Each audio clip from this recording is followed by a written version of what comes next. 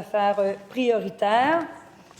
Donc, aux affaires prioritaires à l'article 1 du feuilleton, l'Assemblée poursuit le débat sur le discours d'ouverture et sur la motion de Mme la Première ministre proposant que l'Assemblée approuve la politique générale du gouvernement, ainsi que sur les motions de grief présentées par M. le chef de l'opposition officielle, Mme la chef du deuxième groupe d'opposition, M. le député de Marquette, Madame la députée de Verdun, Madame la députée de Bourassa-Sauvé, Madame la députée de Mont-Royal-Outremont, Monsieur le député de l'Acadie.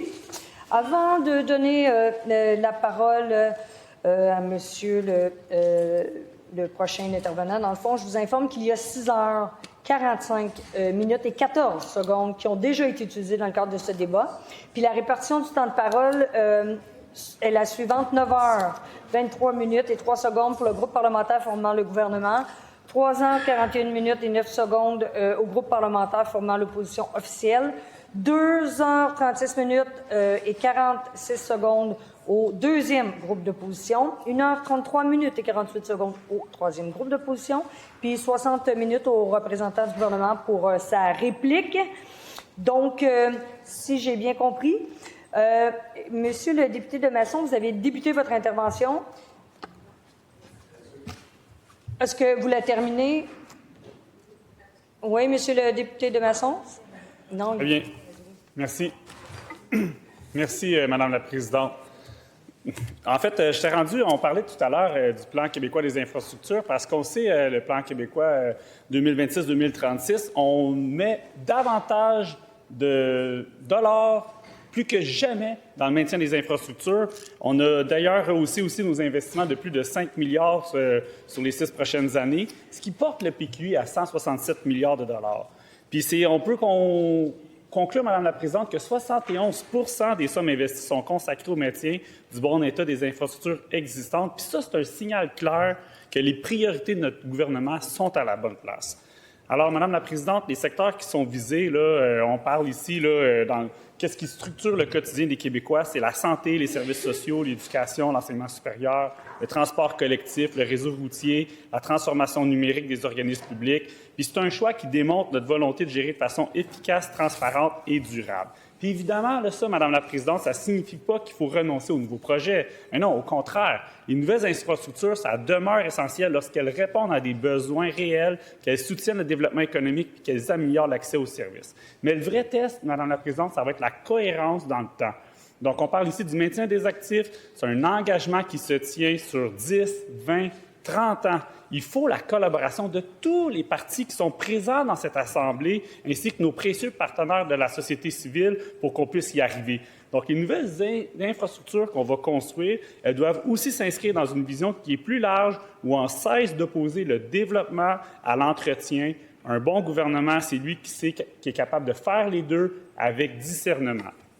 Et donc, dans la Naudière, plus précisément, cette volonté se traduit avec des investissements, notamment de 272 millions de dollars pour le transport dans la région pour les périodes 2026-2028.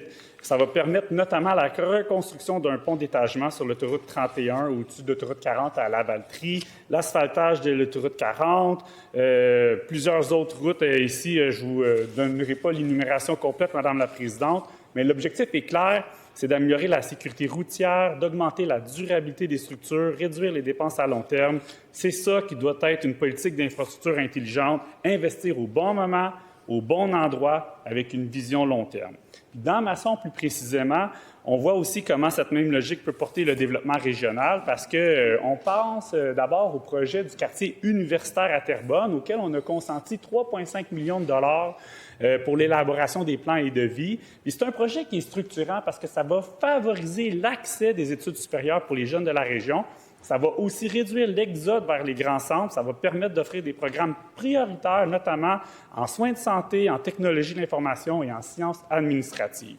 Et je pense aussi à un autre projet qui est très porteur pour notre région, Madame la Présidente, soit celui de l'agrandissement du cégep de Terrebonne, qui est passé du stade d'études à stade de planification. Dans notre région qui est en croissance, investir dans des espaces, c'est nécessaire pour que notre relève puisse avoir un avenir qui se prépare de façon précieusement.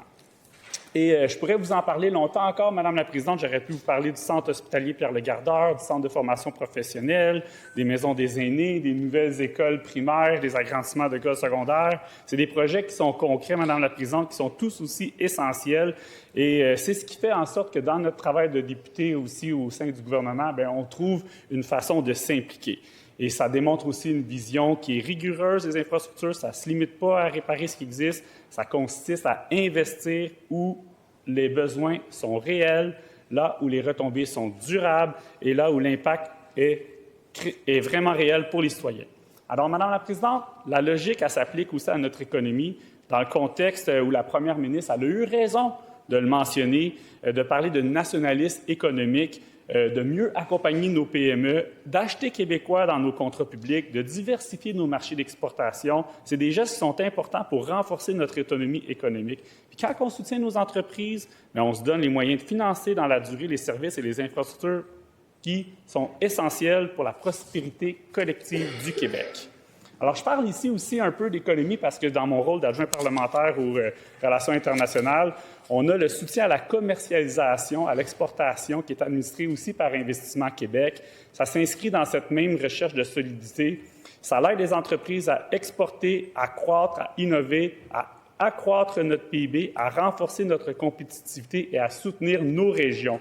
Et dans son discours, Mme la Première ministre est revenue sur la nomination de Mme Louise Blais, qui est notre émissaire du Québec, chargée de défendre nos intérêts dans la renégociation de l'accord commercial entre les États-Unis, le Canada et le Mexique. Et donc, ayant moi-même participé à de nombreuses missions économiques aux États-Unis dans le cadre de mes fonctions, je crois que le Québec, on est vraiment à la bonne place pour défendre nos intérêts, développer notre réseau, faire comprendre à nos partenaires que le Québec en est un partenaire sérieux, que le Québec, on est doté de ressources, on est doté d'expertise et d'une énergie dont les Américains ont besoin plus que jamais. Donc, on aurait pu vous parler de beaucoup de chiffres, mais ce qu'on doit garder en tête, puis qui fait le vrai sens dans nos choix, c'est nos infrastructures. Bien, ce n'est pas juste une colonne dans un budget, c'est des lieux de soins, d'apprentissage, de déplacement, de développement, des milieux de vie. Puis quand on les entretient, bien, on protège la vie des citoyens, on ne laisse rien détériorer. Donc, on a infrastructure, exportation, économie, identité. Bref, Madame la Présidente, on a des thèmes précieux pour notre avenir ici, pour les Québécois et les Québécoises. Alors, je crois que le fil conducteur qu'on doit retenir dans notre action, c'est d'investir dans la durée plutôt que dans l'effet, dans la pérennité plutôt que dans l'improvisation, dans la responsabilité plutôt que dans l'apparence. Alors, c'est le cas dans Masson, c'est le cas partout au Québec. Les gens, ils veulent du concret, ils veulent des routes sécuritaires, ils veulent des établissements scolaires adéquats, ils veulent des hôpitaux qui sont bien entretenus, ils veulent que l'argent public soit investi avec rigueur. Puis ils ont raison, Madame la Présidente. Puis notre rôle comme parlementaire, c'est soutenir cette vision-là qui donne des résultats tangibles, une vision qui est capable de concilier la discipline budgétaire, le développement régional, la qualité des services publics. C'est une vision où le maintien des infrastructures, ça cesse d'être une pensée secondaire pour devenir une priorité nationale. Alors, Madame la Présidente, sur ce, en terminant, j'aimerais dire que bâtir l'avenir du Québec, ça commence par prendre soin de ce que nous avons déjà construit. Entretenir nos infrastructures, c'est respecter les contribuables, c'est protéger les services, c'est faire preuve de prévoyance, c'est poser aujourd'hui des gestes responsables qui permettent au Québec de demeurer fort, moderne et ambitieux pour les générations à venir. Merci, Madame la Présidente. Je vous remercie, Monsieur le député.